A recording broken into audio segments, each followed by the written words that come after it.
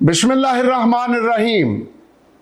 नाजरीन, आप प्रोग्राम देख रहे हैं स्पॉटलाइट और मैं हूं doctor Ibrahim Mughal, JD news channel से। जिनाह का पाकिस्तान, हम सब का पाकिस्तान। नाजरीन, आज हम 5-6 पॉइंट आपको बताएंगे कि जो भारत और पाकिस्तान के दरमियान तनाज़ा खड़ा हुआ है, ये क्या रुख इख्तियार कर रहा है। पहली बात, बांग्लादेश ने वाज़े कर दिया है, हमारा ईस्ट पाकिस्तान, उसने वाज़े कर दिया है कि हमारा पाकिस्तान से पहले कलमे का तल्लुक है और वो इतना गहरा है कि उस जैसा दुनिया में कोई तल्लुक नहीं बन सकता। उसके बाद बाकी सारे तल्लुकात हैं। गोया अगर इंडिया इन बॉर्डर्स पर हमारे साथ कोई छेड़खानी करता है तो हमारा साबका मशरकी पाकिस्तान बांग्लादेश कलकत्ता पर ऐसी छेड़खानी करेगा कि जिसको इंडिया उम्र भर याद रखेगा, और बांग्लादेश ने यह बात कह दी है। दूसरी बात, इंडिया वाले कह रहे हैं कि सियालकोट पे जी टैंक पे खड़े हो के ये कर दिया वो कर दिया। नादानो, अगर उस अल्लाह के मुजाहिद ने, इस कौम के सपूत ने, इस कौम के जानसार ने टैंक पे खड़े होके कह दिया है, आपको ये नहीं पता कि हम टैंकों के ऊपर भी खड़े होते हैं और टैंकों के नीचे भी जाने कुर्बान करते हैं, लेकिन आपको जलील और रुस्वा इंडिया वालों करते हैं। क्या आप चिमटे वाला मामला भूल गए? और वो जो जानसार सियालकोट में खड़ा हुआ टैंक पर, अगर उसने ग़ज़वा हिंद की बात की है तो भारत वालों, वो तो हमारे दीन का एक हिस्सा है। फिर आपको एक वाज़े पैगाम है कि तैयार हो जाओ, आप भी आ जाओ सामने, हम भी आते हैं। अगर आप झूठ पे जो आपने स्टोरी बनाई है उस पर बिल्कुल कायम रह के अब आप शिकस्ते फाश देखते हुए भारत में इस तरह का कोई पंगा करना चाहते हो तो बिस्मिल्लाह, आए फिर देखते हैं कौन क्या करता है। आपका आर्मी चीफ तो कहीं ठंडे कमरों में आराम कर रहा होगा, हमारा आर्मी चीफ इस धूप में बॉर्डर लाइन पे आके, सियालकोट में आके ये बात कर रहा है। ये इसलिए कि हम जान फी सबिलिल्लाह देने के आदी भी हैं और हम इसके लिए ईमान भी रखते हैं। तीसरी बात, बहुत अच्छा होता भारत किसी सबूत के साथ आता। हमारे डीजीपीआर ने, हमारे जनरल साहब ने दुनिया की आंखें खोल दी हैं। भारत अब अपने मीडिया पर जो मर्जी ऊपर नीचे बातें करता रहे, लेकिन डीजीपीआर ने वाज़े कर दिया है कि ये जो काम हुआ है इसमें बुनियादी हाथ भी भारतीयों का है। खा कोई हवालदार है उनका, खा सूबेदार है उनका, खा मेजर है उनका।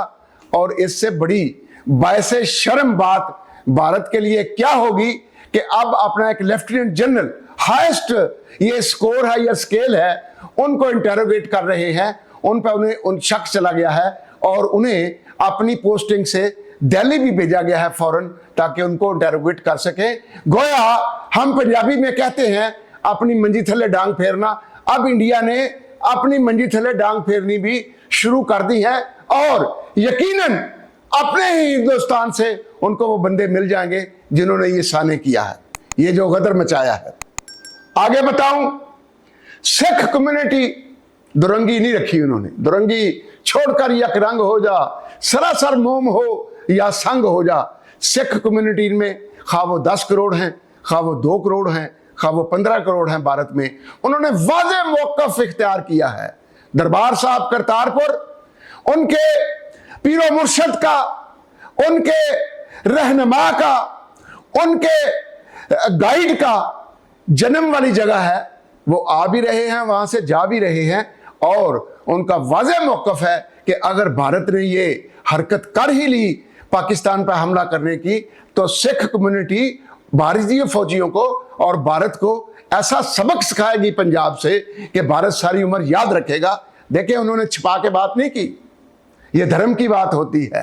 ये ईमान की बात होती है, ये जहन और ज़मीर की बात होती है। लिहाजा उन्होंने ज़मीर की बात कर दी। इंडिया वाले अब सोच रहे होंगे, अब ये जो जंग पर मीडिया भारत का बड़ा शोर मचा रहा है, इस पर भी हमारे जेडी, ये जो हमारा डिजिटल मीडिया ग्रुप है न्यूज़ का, और ये जिना का पाकिस्तान हम सब का पाकिस्तान है, ये हमारे मैनेजिंग डायरेक्टर जो हैं इस पर एक तफसीली गुफ्तगू आपसे आज या कल करने वाले हैं, और दूध का दूध पानी का पानी आपके सामने रख देंगे कि भारतीय मीडिया भारत के लिए, बिकाऊ मीडिया भारत के लिए क्या परेशानियां और क्या मुसीबतें खड़ी कर रहा है। वो हमारे अताउर रहमान साहब, मिर्जा अताउर रहमान साहब खोल के आपको बता देंगे बात। याद रखो इंडिया वालों, आपने हमारे चैनल ब्लॉक किए हैं, अगर सच्चे थे तो आओ ना रूबरू बैठ के बात करें। हमारे DGISPR ने रूबरू बात की, दुनिया ने सुनी, आपने लाओ ना मौकफ सबूत के साथ, दलील के साथ, प्रूफ के साथ। वरना जिस तरह आप पिछले 7 दिन से शोर मचा रहे हैं, ये सिर्फ बिहार का इलेक्शन है, उसके बाद उत्तर प्रदेश का इलेक्शन है, उसके बाद जनरल इलेक्शन है।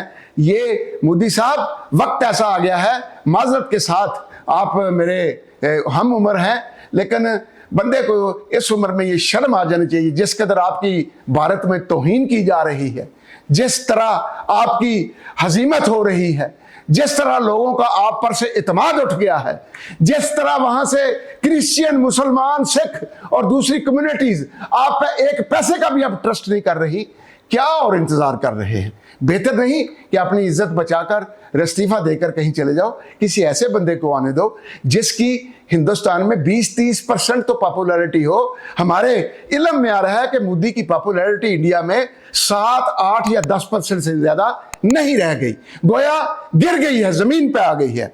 और मैं फिर आखिर में ये कहूंगा कि भारत इंटरनेशनल किसी एजेंसी से बात कर ले, हम भी उससे बात कर लेंगे, उनसे इंटरोगेशन करा लें, उनसे आप पूरी इंक्वायरी करा लें, जो मुजरम हो उसे करार वाकया सजा देनी चाहिए और हम देंगे। लेकिन अगर भारत फिर भी वजह है जंग के लिए, तो फिर इंशाअल्लाह बफज़ल ताला हम जहाद फी सबीलिल्लाह के नजरिए के तहत, गज़वा हिंद के नजरिए के तहत, जान आनी जानी चीज है, इसे कुर्बान करना है।